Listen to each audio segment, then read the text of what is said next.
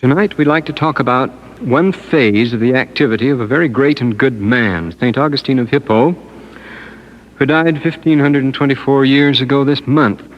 Catholic and Protestant authorities vie in proclaiming their incalculable debt to St. Augustine, the man who, to quote a few of them, laid the foundations of Western culture, who stands between the ancient world and the Middle Ages as the first great constructive thinker of the Western Church and the father of medieval Catholicism, or again, dominating like a pyramid antiquity and succeeding ages. Among theologians, he is undeniably the first, and such has been his influence that none of the fathers, scholastics, or reformers have surpassed it. Or another says the greatest doctor of the Church. Another calls him the true creator of Western theology. Another says in whom, in a very real sense, medieval thought begins and ends.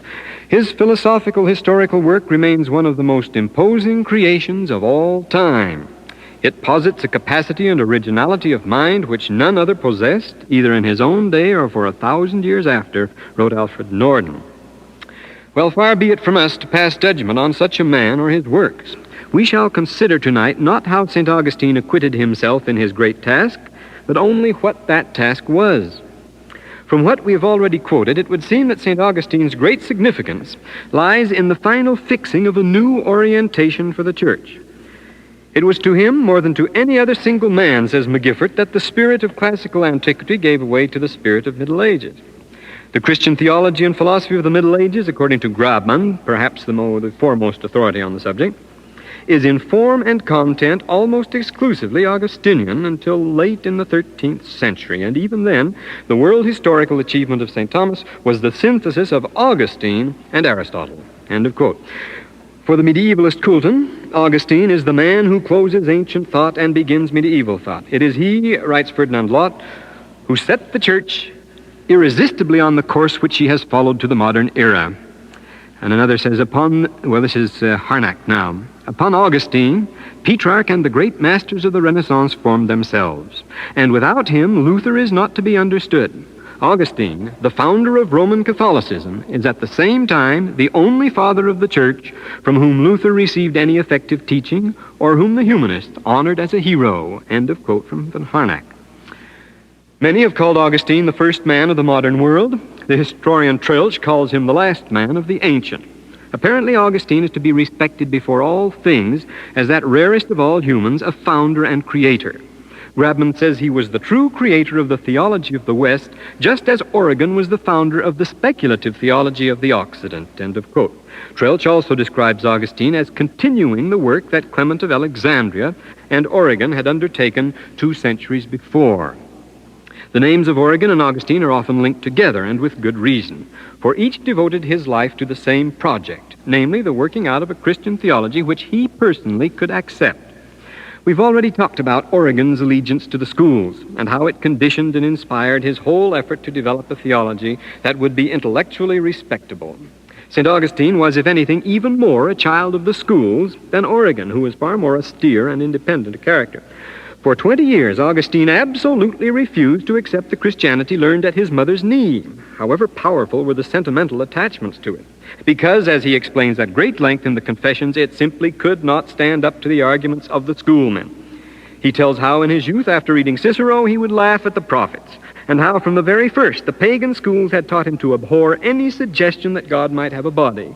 It was instruction like this, he says, that convinced him that the Christians could not possibly be right.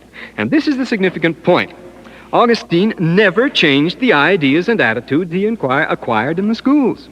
He did not turn away from them back to Christianity. Rather, he built them firmly and finely into the structure of Christianity before he would accept it. He never came around to accepting, on the one hand, the naive beliefs with which he charged the Christians, nor, on the other hand, did he ever swerve in his allegiance to the Platonists. According to Professor Grabmann, the whole explanation of Augustine's tremendous influence on scholasticism and the mysticism of the Middle Ages lay in the single fact of his being the greatest Christian Neoplatonist, that's a quotation, whose life work was the Christianizing of Neoplatonism. Augustine has described, as few others could, the tension and agony of a 20-year deadlock, a struggle within his breast, Grabmann calls it, between the teachings of the schools and the teachings of the Christians. And in the end, something had to give way, and it was the Church. It was Augustine, in Lot's words, if we recall, who set the church irresistibly on the course which he was to follow for the future. It was not the church that drew Augustine into her orbit. Or rather, let us say this is the classic problem of the three bodies in which the orbit of each alters and is altered by each and both of the others. Augustine, as our experts have declared, brought forth a new Christian theology when he solved the problem of which should prevail, the prophets or the philosophers, by deferring to both, uniting them into a new and wonderful synthesis, which has been the object of endless scholarly panegyrics. Augustine, wrote Reinhold Seeberg, laid the foundation of Western culture when he fused antique civilization and Christianity together once for all in a single mighty mold. Reitzenstein declares that Augustine's life work was the program of a reconciliation of antique civilization and Christianity, whose synthesis still determines our culture, end of quote. This fusion of classical and Christian heritages was the culmination of a long process. All the Christian writers, from Justin to Gregory of Nazianzen, and from Minucius Felix to Jerome, used the classics to explain, to enrich, and to defend Christianity, wrote Father Combes in his valuable study of Augustine's education. And this fusion of classic and Christian culture attained its perfection in the work of St. Augustine. Note that the trend begins with Justin and Minucius Felix, Christian converts who had been thoroughly indoctrinated by the schools before ever joining the church, and who remained fiercely and unshakably loyal to the schools to the end of their lives, regarding themselves as the real or esoteric Christians and poo-pooing the others as uneducated and uncritical rabble. We've noted already how these men thought their fine heathen educations would be a great boon to the church. This is the group to which Augustine belongs. Father Eggersdorfer has shown how he remained up to the end of his life completely a child of the schools. Augustine himself calls the adoption of pagan education spoiling the Egyptians. And in his famous De Doctrina Christiana, written at the end of his life, he presents his program for sending the church to school with the rhetoricians and philosophers. In making his perfect fusion of Christian and classic knowledge to produce a doctrinal system which he and his intellectual friends could accept, Augustine, to quote Father Combes again, uses the ancient theodicy, that's the justification arguments for God, metaphysics, morality, and politics. He often seems to reproach himself for doing this, to be sure, but the protests of his heart are silenced before the implacable dictates of his intellect. It is his desire to endow the church with a doctrine so solidly constructed that she will never again have anything to fear from her enemies. End of quote by Combes. That is a remarkably revealing statement, which deserves some examination.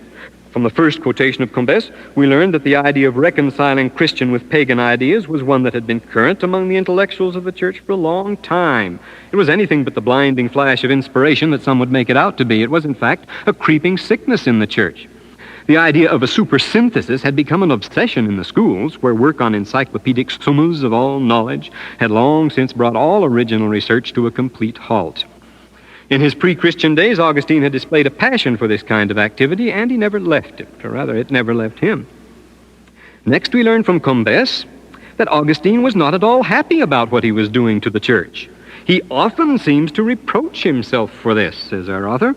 Well, why should he reproach himself unless he knew that there was something fundamentally wrong about his program? Monsignor Duchesne opens the third volume of his early history of the Christian church with this remark. In uniting itself closely to the state, the church under Theodosius was not making a good match. It was wedding a sick man, soon to become a dying one. End of quote. We might paraphrase the sentence to read, in uniting itself closely to the learning of the state schools, the church under Augustine was not making a good match. It was wedding a sick man, soon to become a dying one. The two weddings are actually phases of the same movement. Theodosius' work of consolidation and Augustine's were going on at exactly the same time. Theodosius died in 395, when Augustine was well along in life. The year he became a bishop, in fact. Classical learning was a very sick man in Augustine's day, and nobody knew it better than Augustine. Many authorities have remarked how the saint constantly denounces the arts of the schools, while he constantly practices them, because he must. This is a fatal inconsistency, and it's been immortalized in the story of St. Jerome, St. Augustine's great contemporary and friend. We have letters exchanged between the two men. They died but 10 years apart. Jerome in a dream was chastised by an angel with the awful accusation, "You are not a Christian but a Ciceronian." And after he awoke, Jerome went right on being a good Ciceronian, as did Augustine to the end of his days. In a recent study, Marou has shown Augustine's own education to be that of a decadent age, as he says, and has pointed out that the only change St. Augustine made in introducing pagan education into the church officially was to make the courses even more simple, superficial, and streamlined than they had been, thus contributing to that, I'm quoting now, that lowering of the general level of civilization which already, all around Augustine, announces the coming of the age of the barbarians. End of quote. Well might Augustine reproach himself for what he was doing, but he had no choice.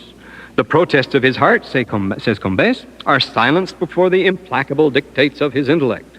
What are the implacable dictates that thus override his conscience? With St. Augustine, what was he being forced to do?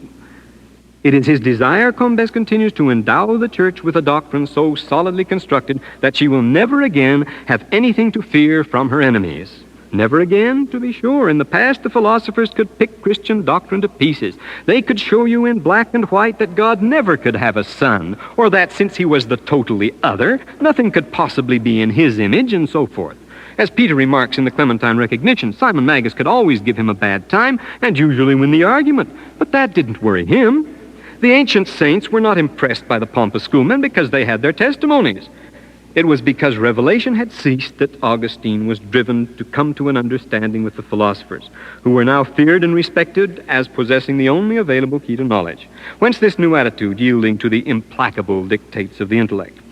The world of St. Augustine's day was willing enough to become Christian, since the emperor's approval and compulsion had made such a course both safe and popular. But the new Christian world community was not willing to fulfill the conditions necessary to receive revelation, not by a long shot. We can best describe the situation by another quotation from Monsignor Duchesne. Long distances separated them, he's talking about the Christians of St. Augustine's day, from the spiritual enthusiasm of the early church. Now everyone was a Christian, or nearly everyone, and this implied that the profession involved but little sacrifice. The mass of the community was Christian in the only way in which the mass could be, superficially and in name. The water of baptism had touched it, but the spirit of the gospel had not penetrated its heart. Upon their entry into the church, the faithful invariably renounced the pomps of Satan, but neither the theaters nor the games were deserted. It was a subject on which the preachers uttered their most eloquent protests, and all to no purpose. Augustine himself has much to say on this theme. Was it really the church that was overcoming the world, Duchesne asks? Was it not rather the world which was overcoming the church? End of quote. Whoever was winning in St. Augustine's day, the people of the church no longer had testimonies. From now on, they insisted that the gospel be proved to them by intellectual arguments and clever demonstrations. Augustine himself says he wanted to be just as sure of its truth as he was sure that 4 and 3 make 7. Like Origen, he wanted to put the doctrine of the church on an intellectual basis, which was the nearest thing to certainty that he could ever get. He was, says Arnold Lunn, the well-known English Catholic, the first of the fathers fully to realize the necessity for a rational foundation of the faith, end of quote. And Professor Grabman reminds us that in his theological explorations, Augustine had almost no predecessors and for the most part was the very first man to experience the intellectual difficulties of these questions, end of that quote.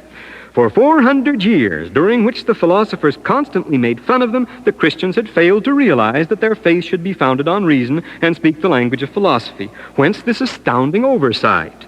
Why must Augustine, at the beginning of the 5th century, mind you, be the first to see the light? Obviously, as we have often pointed out on other evidence, the early Christians had a revealed faith and were not interested in things reasoned out by men. Augustine wanted to endow the church with a solidly constructed doctrine, says Père Combes. Hadn't Christ and the apostles done that already? It was certainly not their intention to work out a system that would please the schoolmen. Just before he was put to death, the Lord told his disciples not to be afraid because he had overcome the world. That was as far as the ancient saints would go. They made no attempt to win popularity with those who would not accept the gospel as it stood. The apostles were instructed where the people would not accept their teachings simply to depart and go to others, not to change those teachings under any circumstances into something the world would accept. But that is precisely what St. Augustine did. He, and not the Lord of the apostles, in Grabman's words, is the true creator of the theology of the West. What had come down from the days of revelation. Let us summarize what Father Combes has told us. 1, Augustine found the church without a solid doctrinal foundation. 2, he took it upon himself to steady the ark. But who gave him the necessary knowledge and authority to do it? Where did he go for his information? Combes tells us that. He went to the pagan schools. He took their theodicy, metaphysics, moral teachings, and politics and worked them into his system. Is that the proper source for Christian doctrine? That question worried Augustine too, but he had to go ahead with his project because the times required it urgently. And what was the world clamoring for? A theology that would appeal on rational grounds alone to a Christian world, which was, as Duchesne puts it, Christian in name only, and which had forgotten the meaning of a testimony. The wedding of a sickly philosophy of the 4th century to Christian doctrine could only take place after Christianity had been once for all definitely divorced from the gifts of prophecy and revelation. St. Augustine fully deserves his title of the man who changed the whole course of world history and of church history. He found himself in an intolerable situation, and he made the best of it. It is a situation, and not the man, that teaches us what hard necessity and fateful decisions faced the church once the gifts of revelation and prophecy were withdrawn.